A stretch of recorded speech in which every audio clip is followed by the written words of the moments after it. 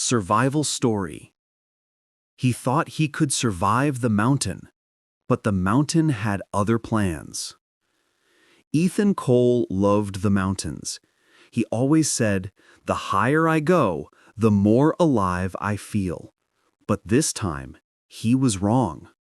It was early winter when Ethan started his solo climb to Mount Aras, one of the most dangerous mountains in the north.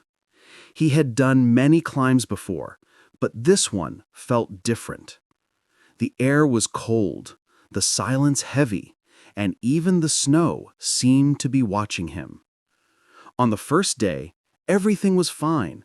He recorded his journey, smiled for the camera, and said, "Day 1, perfect weather. I'll reach mid-camp before dark." But when night came, the mountain showed its real face. The temperature dropped below -20. His tent shook in the strong wind, and then he heard a faint whisper, "Go back." He froze, looked around, but there was nothing.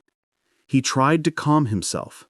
"Just the wind," he said, though deep inside, fear had already entered his heart. Day 2. Ethan woke up to an unnatural silence. His compass needle kept spinning. The GPS had stopped working. He tried calling the base camp, but only static came through. Still, he continued moving. But soon he realized the mountain was confusing him.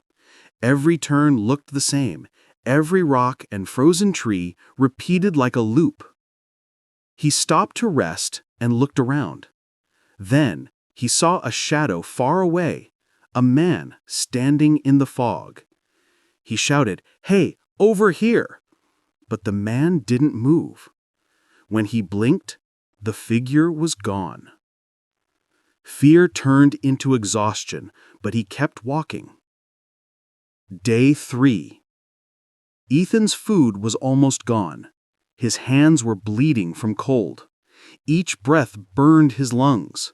But he kept moving. He didn't want to die there. As he walked through a narrow path, something caught his eye. A small wooden cross stood half buried in snow. A name was carved on it. Nathan Cole. Ethan's heart stopped. Nathan was his brother, lost 5 years ago on the same mountain. He fell to his knees and whispered, "Nathan!" And then he heard footsteps behind him. He turned slowly. A man was standing there, same face, same height, but pale and lifeless. It was Nathan. Ethan's lips trembled. "Nathan, is it really you?"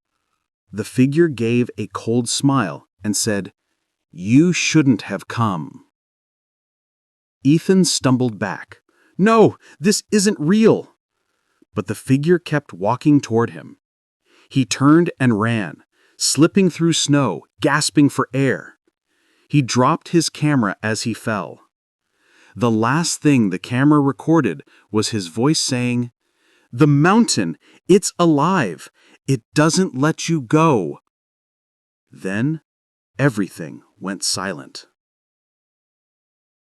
3 weeks later. The rescue team found Ethan's body near the summit. He was frozen solid, his eyes wide open, one hand reaching toward the sky. Beside him lay his camera. When they played it, the screen flickered for a moment.